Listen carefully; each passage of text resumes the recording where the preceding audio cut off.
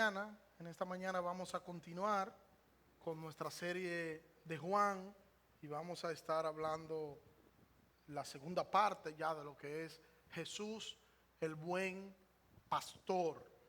La segunda parte de este tema, abarcando básicamente el versículo 7 hasta el versículo 21 del capítulo 10 del Evangelio según San Juan. Jesús, el buen pastor. Y nosotros podemos decir que esto es una especie de metáfora alegórica, lo que nosotros vemos en esta parte, y pudiera alguien preguntar qué es una metáfora y qué es una alegoría.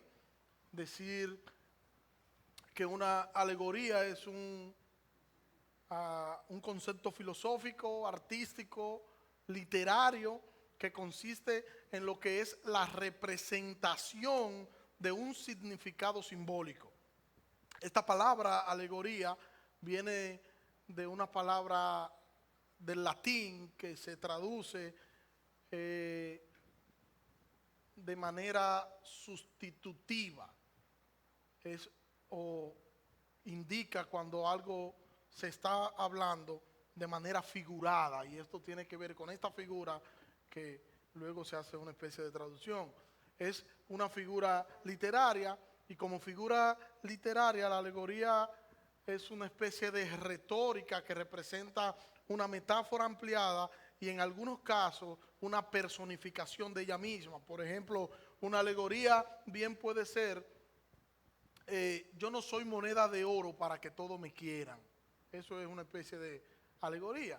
Luego pudiéramos ver qué es una metáfora. Una metáfora también es una figura retórica, y esta figura retórica traslada el significado de un concepto a otro, estableciendo una relación semejante entre ambos conceptos. Por ejemplo, el tiempo es oro.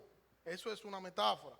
¿El tiempo es oro de manera literal? No, no es oro de manera literal, pero esto lo que quiere decir es que el tiempo tiene un valor significativo, así como el oro también tiene un valor significativo.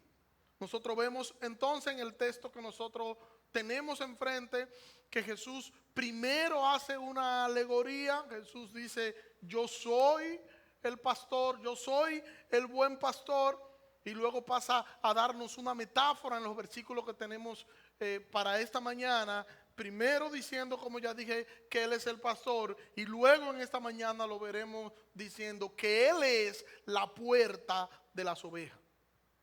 Pero Jesús está diciendo aquí que lo que significa la puerta de las ovejas y lo que significa ser un pastor de ovejas en el contexto en el que Él está hablando, lo que eso significa es lo que significa Él para su pueblo.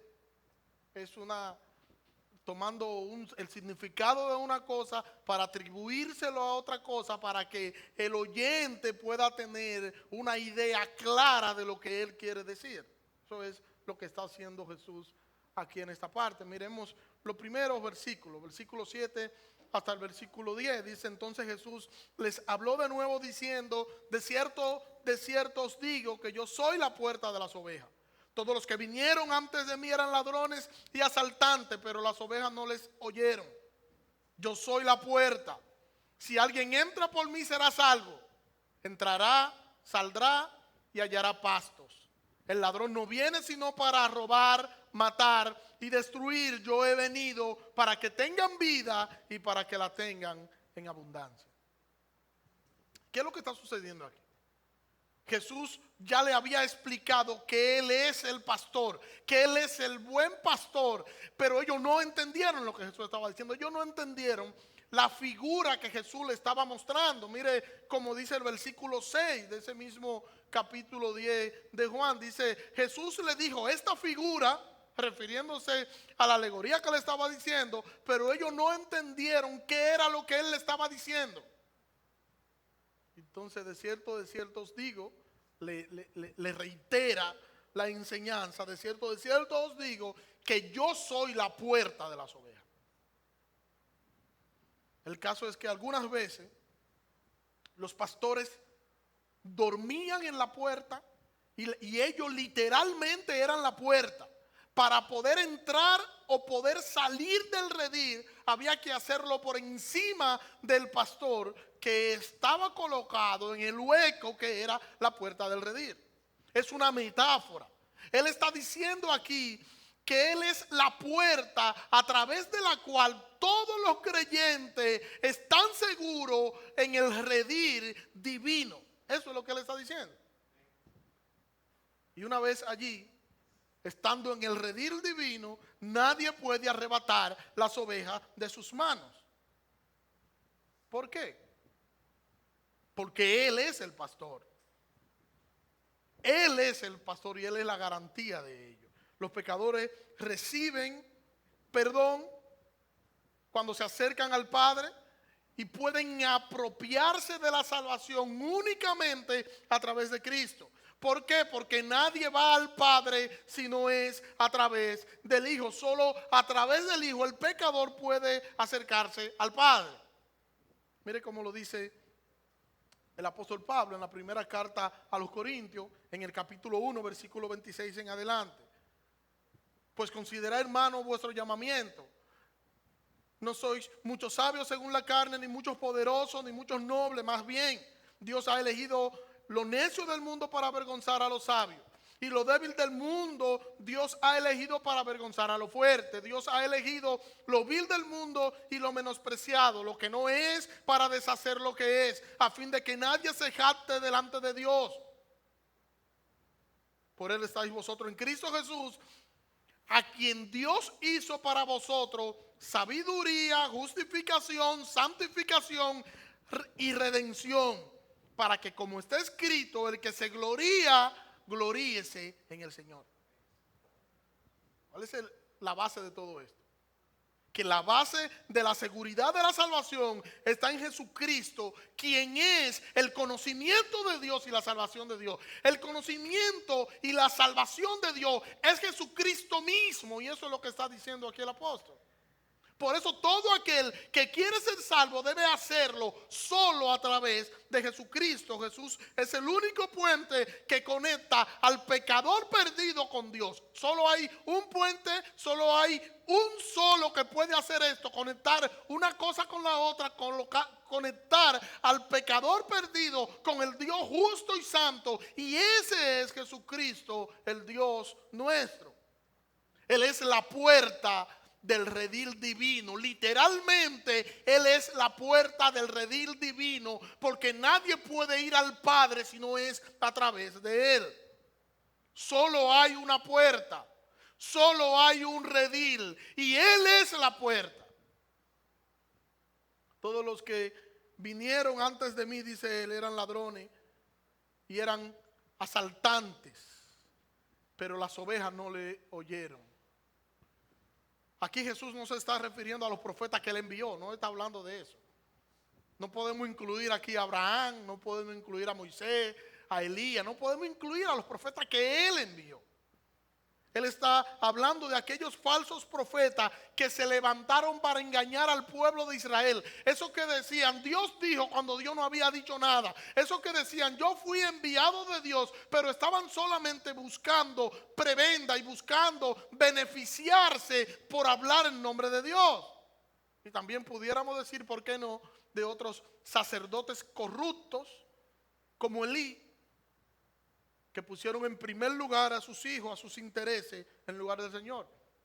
Y el Señor, recuerden en Samuel capítulo 2, cuando el Señor entrega a Israel en manos de los filisteos pelean, los judíos ven que el número es muy grande y van a la ciudad y traen el arca del pacto. El arca del pacto representaba lo que era la presencia de Dios. Ellos tenían literalmente la presencia de Dios en el pueblo, porque allí estaba el arca del pacto. Cuando eso sucedió, todo el pueblo que estaba ahí para la guerra, dice que hizo un grito, un estruendo tan grande que la tierra tembló.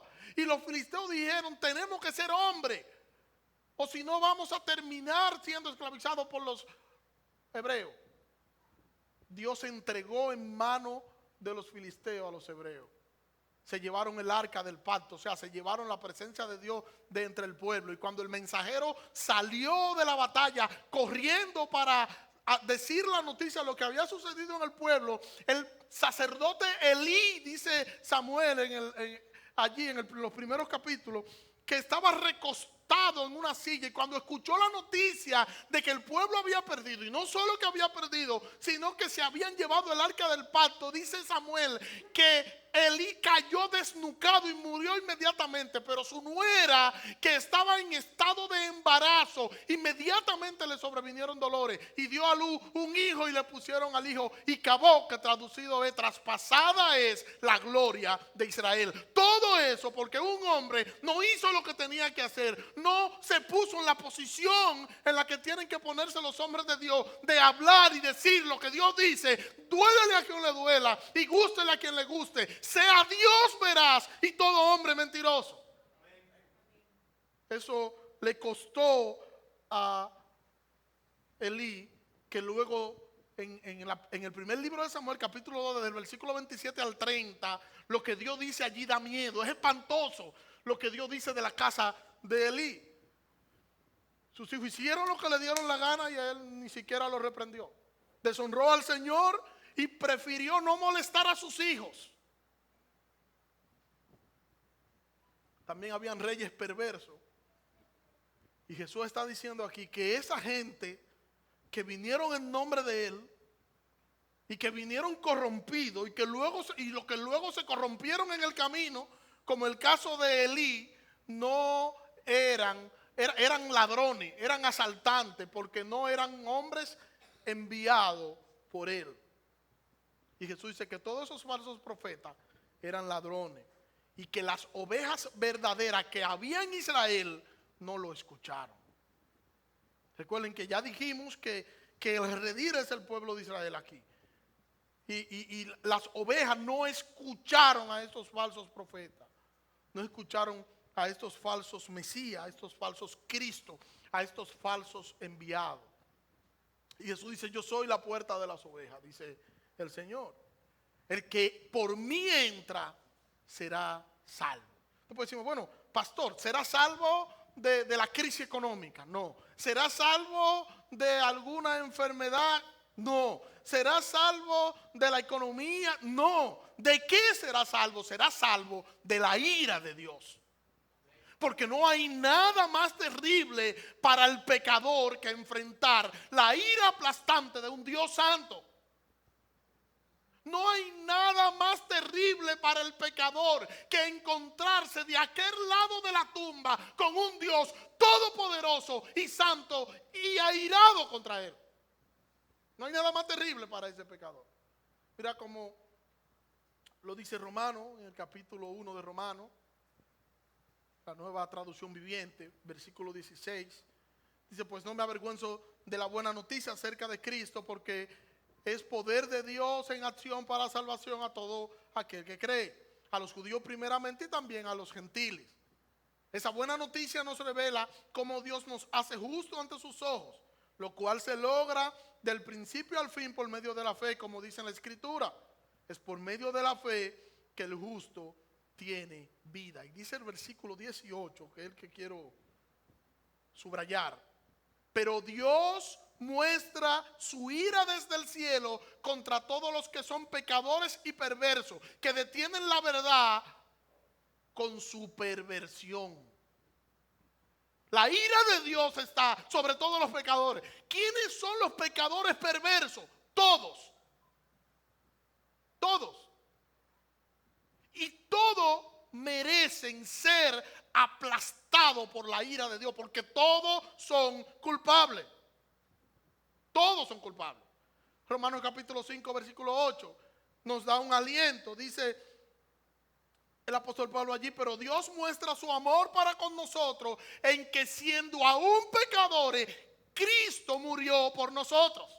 O sea, es verdad que el pecador es culpable, es verdad que lo que merece es ser aplastado por la ira de Dios, pero también es verdad y muy cierto que Cristo murió en la cruz del Calvario para que el pecador pueda tener vida y esperanza en Él y solo en Él.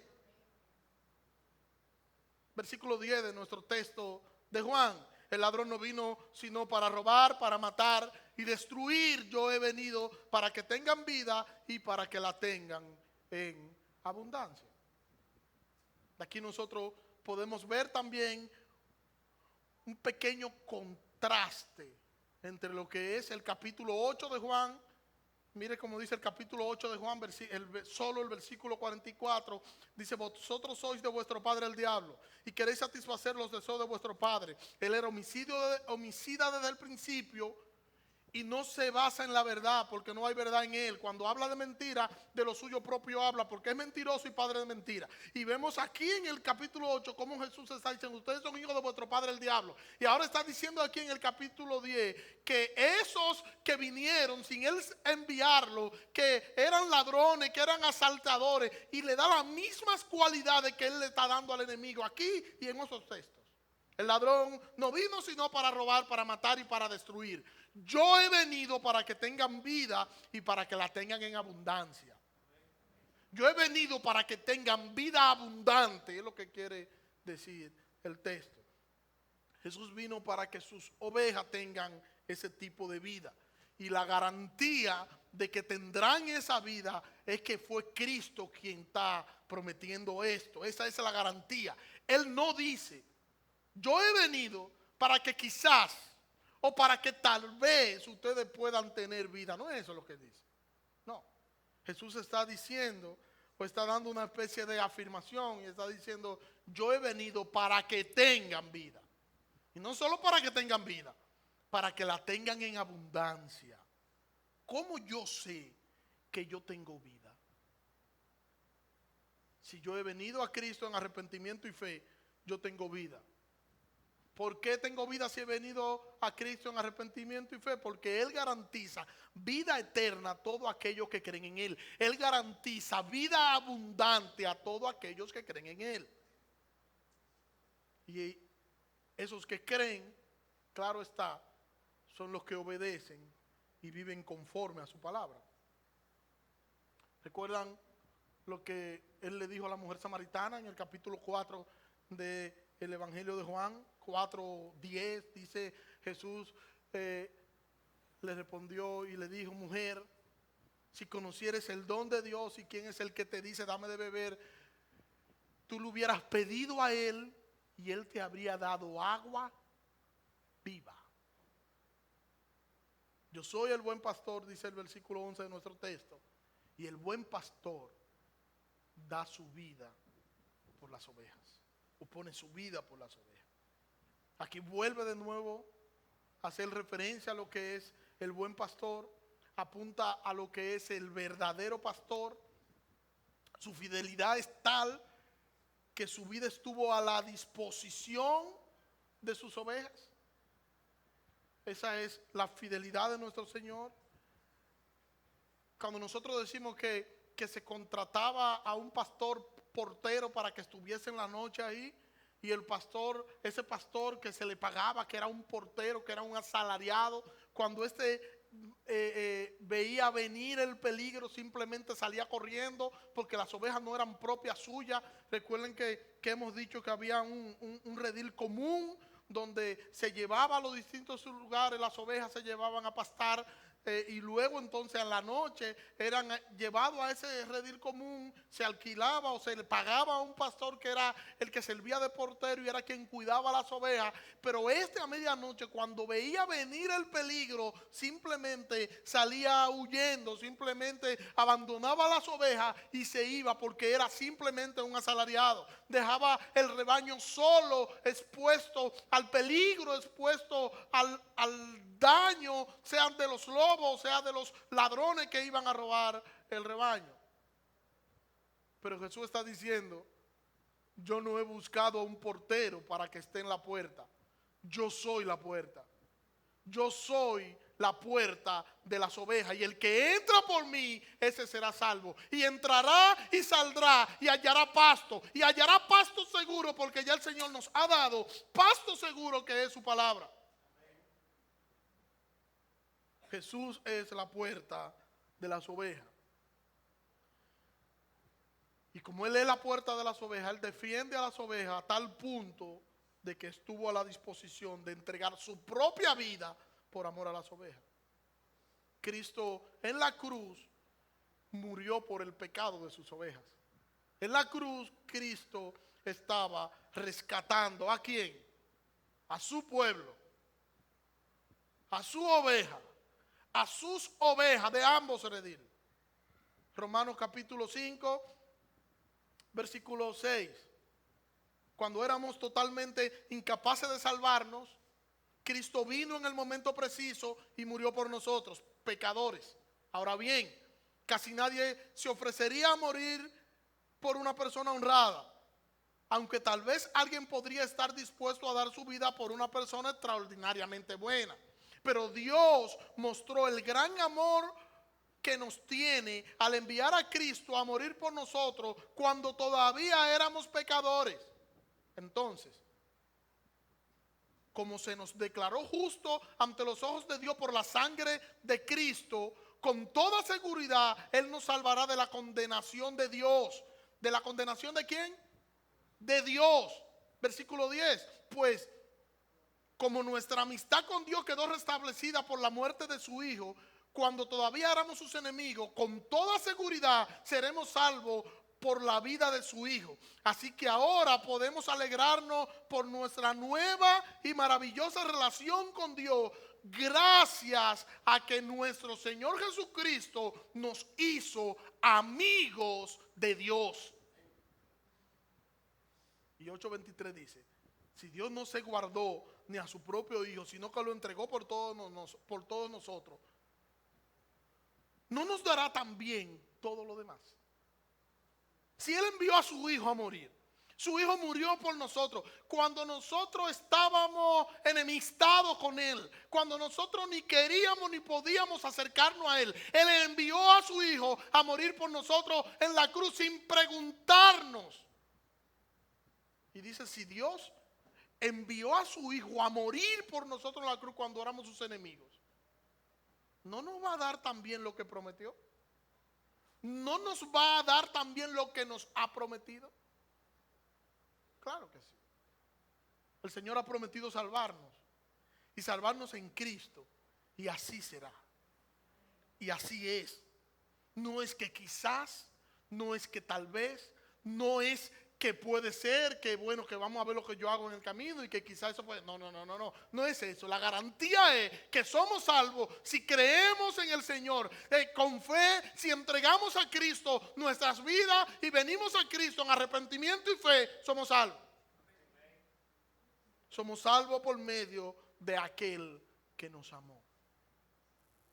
Y no importan las enfermedades, somos salvos. Y si morimos, ¿qué pasa? Nos vamos con Él. Somos su pueblo, somos su oveja. La Biblia nos dice que somos ovejas de su prado. Y el Señor tiene cuidado de nosotros. Él es nuestro pastor. Pero no solo que Él es nuestro pastor. Él es la puerta del redil celestial.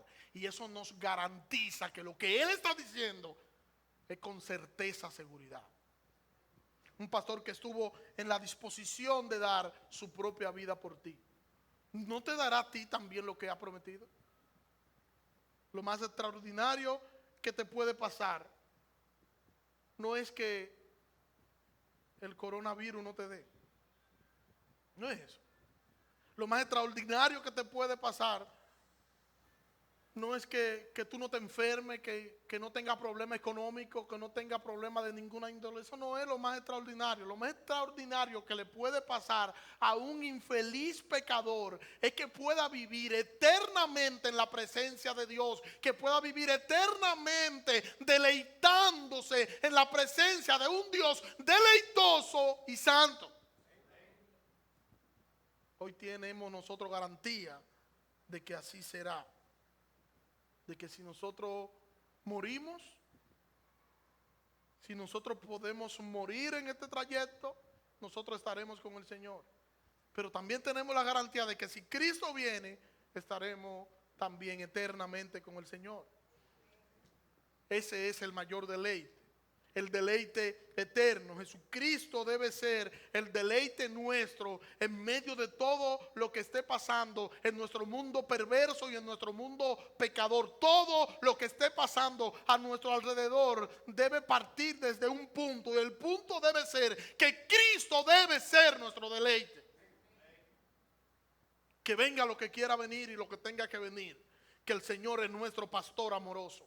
No importa cómo se llamen las crisis, no importa cómo se llamen las tormentas, no importa cómo se llamen las distintas situaciones que puedan provocar en nosotros angustia, dolor, quebranto, llanto. No importa, tenemos un pastor y Él es nuestro pastor, quien no va a desmayar para hacernos descansar en su regazo.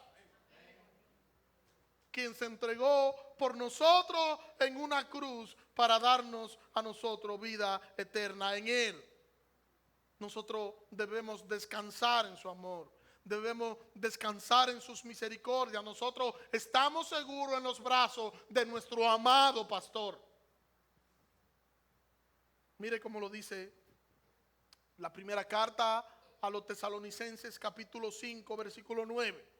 Pues Dios escogió salvarnos por medio de nuestro Señor Jesucristo y no derramar su enojo sobre nosotros.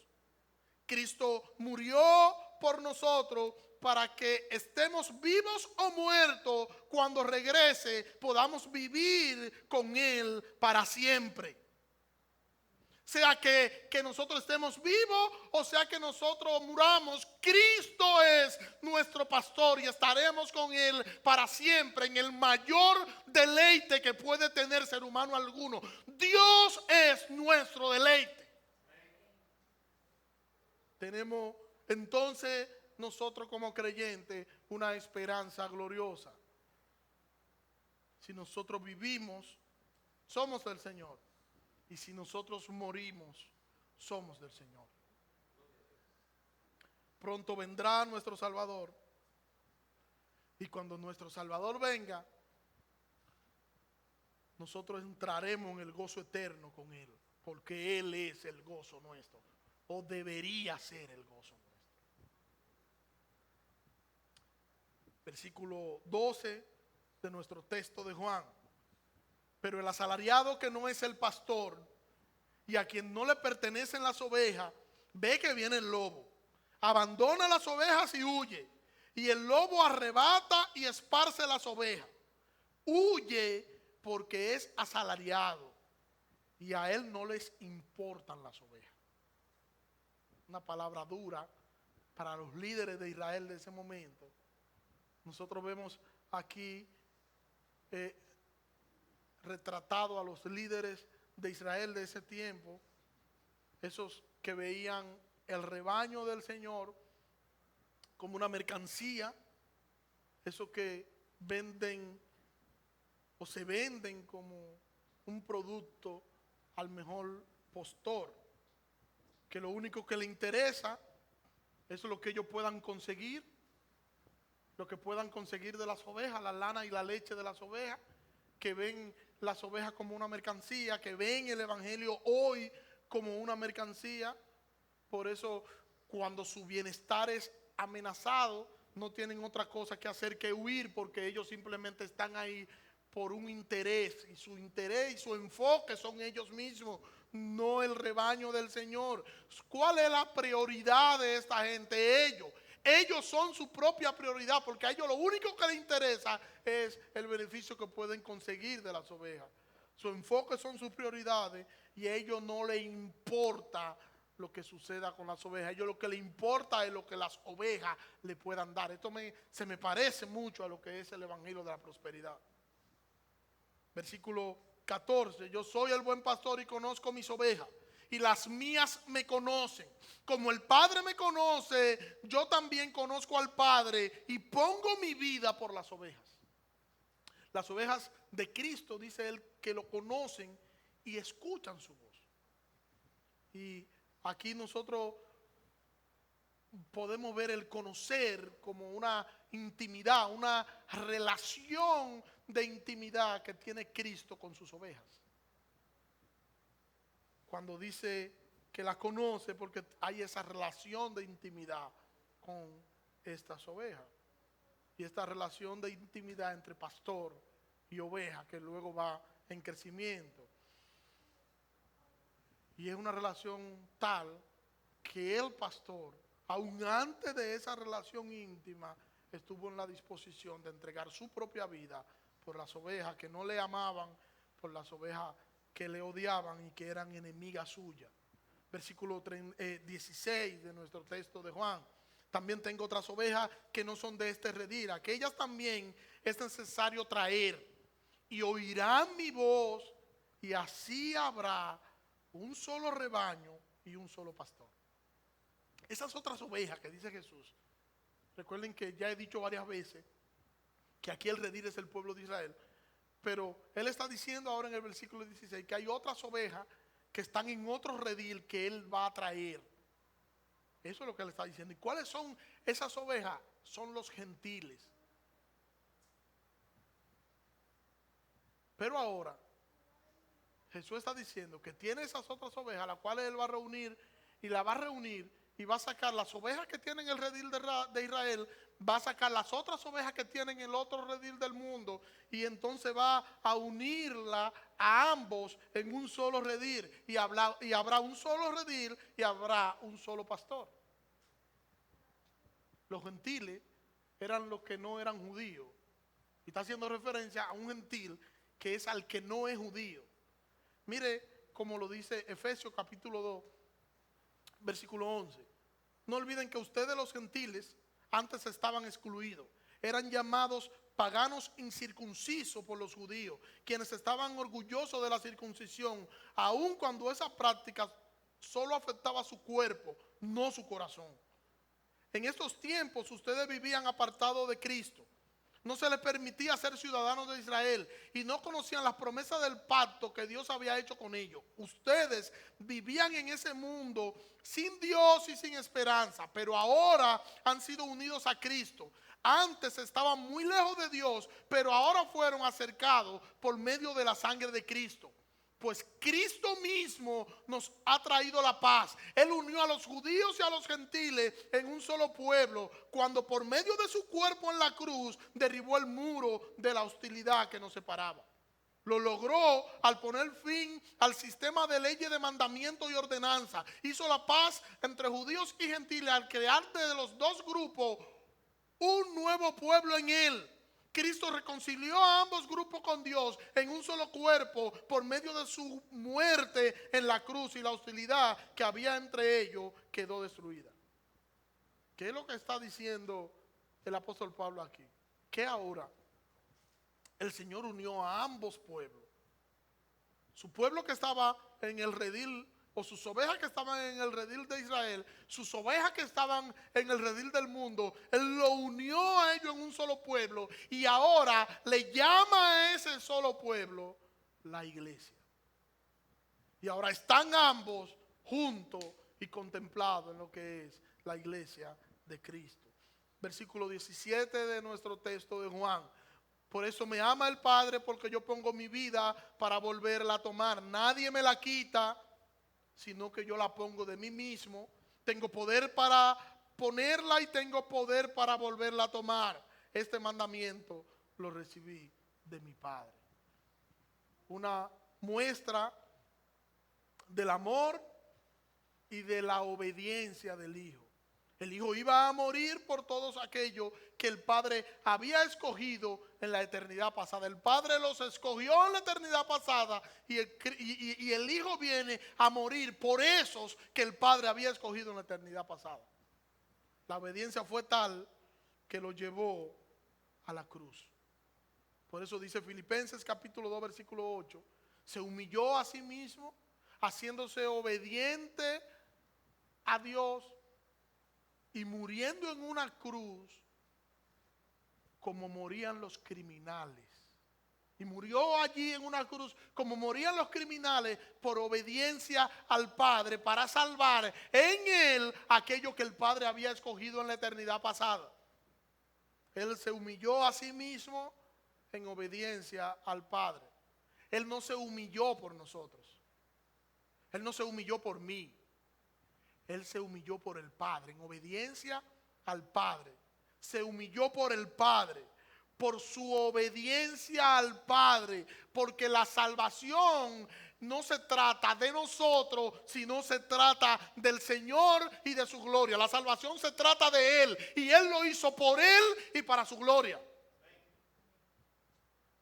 Somos salvos por Él. Somos salvos por el Padre en Cristo. ¿Pero para qué? Para que nosotros nos sintamos bien, para que nosotros podamos alcanzar la supuesta felicidad que el mundo vende hoy, para que nosotros podamos ser gente de una estirpa diferente. ¿Para qué? Para la gloria de Dios. ¿Somos salvos? Sí. ¿Por el Padre en Cristo? Sí. Para la gloria de Dios. O sea, lo que estamos diciendo es que la razón de ser de la salvación es la gloria de Dios. El Señor nos salvó y la razón de Él salvarnos está en Él, no en nosotros.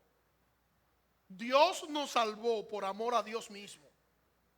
Por eso Él dice, nadie me quita la vida. Hay gente que dice, mira, cuando Cristo vino, gente que uno le predica en la calle y salen con cosas geniales como esta. Cuando Cristo vino, mira cómo lo trataron, lo llevaron a la cruz. Y Cristo viene ahora, como ustedes dicen, ay, ahora hay más tecnología, ahora hay más armamento. Sí, eso es verdad. Pero la Biblia dice que cuando aparezca el Cristo glorioso, Rey de reyes y Señor de señores, dice que la rodilla del hombre se va a tambalear como se tambalea la rodilla de un borracho, que los montes van a huir de su lugar y todo va a estar en un caos total, porque la gloria de Dios vendrá a la tierra. No es tan fácil. Es que estamos hablando de un Dios todopoderoso, todo suficiente, un Dios que vendrá a hacer justicia. Y Él dice, nadie me quita la vida.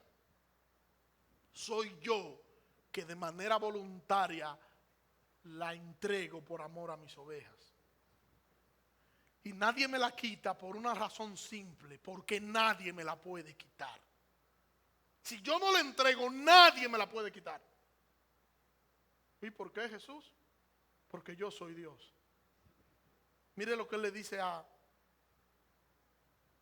en el Evangelio según San Juan, versículo 19. Capítulo 19, versículo 7. Los líderes judíos le respondieron, según nuestra ley, están hablando con Pilato, según nuestra ley debe morir porque afirmó que Él era Dios. Esa es la acusación que ellos le llevan a Pilato. Versículo 8. Cuando Pilato oyó esto, tuvo más miedo que nunca. Ellos pensando que iban a provocar en Pilato como que una reacción. Eso es lo que le dio, fue pavor a Pilato. Tuvo más miedo que nunca. Versículo 9. Llevó a Jesús de nuevo a la residencia oficial y le preguntó, ¿de dónde eres? Pero Jesús no le dio ninguna respuesta. Versículo 10. Se queja Pilato y le dice, ¿por qué no me hablas? Preguntó Pilato. ¿No te das cuenta que tengo poder para ponerte en libertad o para crucificarte? Tú no sabes con quién es que tú estás hablando. Tú estás hablando con el que tiene la autoridad para mandarte a crucificar o para soltarte. Y Jesús le respondió, no tendrías ningún poder sobre mí si no te lo hubieran dado desde lo alto. Así que el que me entregó en tus manos es el que tiene el mayor pecado. Jesús le está diciendo, tú tienes autoridad sobre mí porque te fue dado de lo alto. De lo contrario, Y en Mateo dice, si yo llamar, millares de ángeles vinieren. Él fue quien dio su vida de manera voluntaria. Y no fue que, como dicen, que bueno, Dios se turbó. Hay gente que hace una doble referencia con Isaías capítulo 6 y él envíame a mí, que Dios se turbó y dijo, y ahora, Dios mío, dijo Dios, Dios mío, y ahora el hombre pecó, ¿y qué yo voy a hacer? Y que Jesús dijo, Padre, heme aquí, envíame a mí, que yo iré por los pecadores. No fue así. Porque si fue así, entonces nosotros no estamos hablando de un Dios que todo lo sabe, un Dios todopoderoso, un Dios que creó y diseñó un plan. No, no fue así. Dios, nuestro Dios, creó un plan, diseñó un plan para que toda la creación, visible e invisible, pudiera girar en torno a la gloria de Cristo. Para que Cristo sea el Salvador de su pueblo. Todo iba a girar en torno a la cruz de Cristo. Y por eso nos encontramos en Apocalipsis que dice que el Cordero de Dios fue inmolado en la eternidad pasada. Que el Cordero de Dios había sido inmolado. ¿Pero inmolado para qué? Porque la intención de Dios, cuando Dios empieza a crear, la creación está precedida por una intención. Y en esa intención de Dios estaba que Dios iba a crear al hombre, pero que Cristo iba a venir a morir para rescatar y salvar al hombre de sus pecados. Esto apunta también a su resurrección. Él daría su vida. Y no dice solamente yo voy a dar mi vida y con mi muerte, no, que Él iba a dar su vida y la iba a volver a tomar. Porque Él tiene el poder de entregar su vida y de volver a tomarla.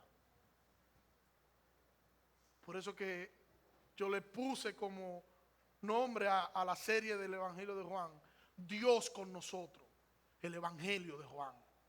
Porque son las evidencias más palpables que nosotros encontramos en los 4 evangelios de la deidad de Cristo. Cristo es Dios y nos lo dice de manera constante en todo el evangelio de Juan. Yo voy a entregar mi vida, pero yo la voy a volver a tomar porque este mandamiento lo recibí de mi Padre. Él está diciendo, yo estoy a la misma par del Padre. Yo soy Dios igual que el Padre y tengo el poder y la autoridad de dar mi vida y de tomarla nuevamente. Nadie me la quita. Los judíos no lo mataron a Jesús. Hay quienes dicen, mira, los judíos mataron a Jesús. No, los judíos no podían matar a Jesús. Jesús entregó su vida de manera voluntaria por los pecados del mundo. Por los pecados del mundo. Y cuando digo del mundo, el pecado de sus ovejas. El pecado del mundo de sus ovejas. Versículo 19. Hubo división otra vez entre los judíos a causa de estas palabras. Y muchos le decían, demonio tiene y está fuera de sí. ¿Por qué ustedes le escuchan? La enseñanza de Jesús, como era algo normal, caracterizaba la enseñanza de Jesús esto, de que siempre había una controversia alrededor de lo que Jesús enseñaba. Nuevamente aquí le están acusando, le están lanzando toda clase de palabras contra él.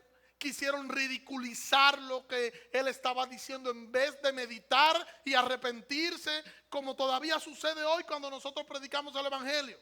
La gente comienza a criticar la iglesia y a decir, mira, lo que pasa es que hace tal año, en tal tiempo, en tal ciudad, yo conocí una iglesia que hacía esto, o hace tal año, en tal tiempo, en tal sitio, yo conocí un cristiano y por eso yo no creo en los cristianos. Yo no estoy diciendo que creen en los cristianos, es que creen en el Cristo del evangelio, en el evangelio de salvación. Es Dios el que salva, no somos nosotros. Pero la gente dice eso no solo por criticar la iglesia, no solo por criticar a quien ellos vieron haciendo algo que no debieron hacer, sino porque están buscando una forma de cómo escudarse para ellos poder decir, por eso es que yo no. Y la realidad es que no es por eso, la realidad es que Dios no lo ha convencido de pecado y por eso no han venido. Y no meditan en las palabras predicadas y eso termina endureciendo su propio corazón. En vez de meditar y arrepentirse, esta gente quiso descalificar a Jesús. Y quisieron descalificarlo diciendo que tenía demonio. Y es un comportamiento que para mí es normal y es evidente entre los pecadores que se sienten acorralados por el evangelio. La palabra lo hiere a tal punto que ellos empiezan a patalear y buscar de dónde se van a agarrar para ellos poder defenderse, en vez de arrepentirse. Pero como nosotros hemos dicho tantas veces, la palabra predicada a un mismo grupo produce 2 cosas.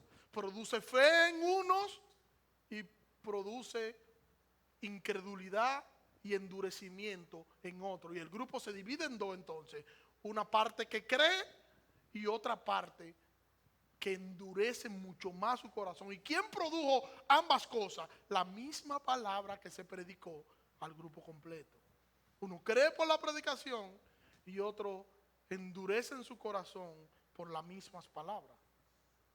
Versículo 21.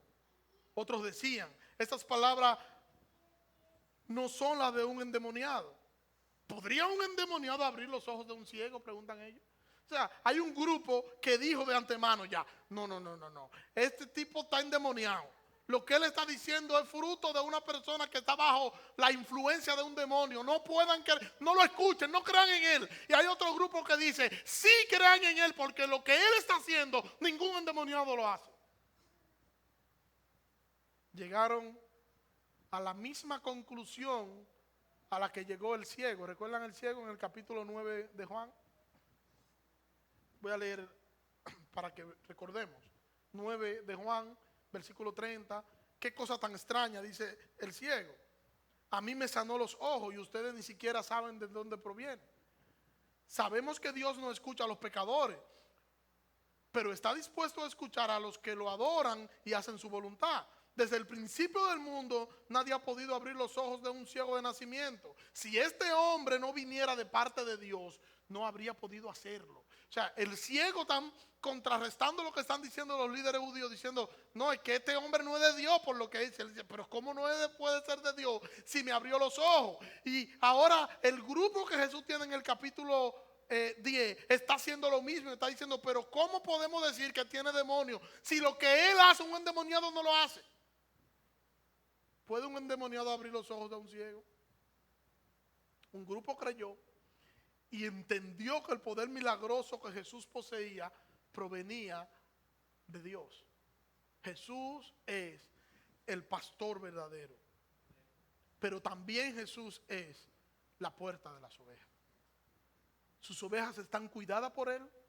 Es el Señor quien lleva a sus ovejas a pastar, quien le da buena comida, y es el Señor quien cuida a sus hijos del mal, y cuida a sus hijos del mal que los rodea, cuida a sus hijos del mal provocado por Satanás, pero también cuida a sus hijos del mal que llevan ellos dentro de sus corazones, del mal que proviene dentro de ellos. No importa entonces lo que suceda a nuestro alrededor, nosotros debemos estar confiados y debemos estar seguros, porque el Señor es nuestro pastor. El Señor es nuestro pastor. Y si Él entregó su vida para salvarnos, muriendo en una cruz por nuestros pecados, Él es fiel para darnos sus promesas. Hermano, Él te sostendrá. Que ruja el infierno, cual león hambriento. Que rujan las tormentas, que rujan las dificultades, que rujan los momentos difíciles. En medio de todo, cuando el caos impere a nuestro alrededor y todo se esté desplomando, nosotros debemos estar seguros y tranquilos, porque Él nos sostendrá. Él es nuestro socorro. Oremos. Señor, gracias. Gracias por tu palabra, Señor. Gracias, Señor, porque es Jesucristo nuestro pastor y es Jesucristo la puerta del redil espiritual. Gracias por tu amor para con nosotros, Señor.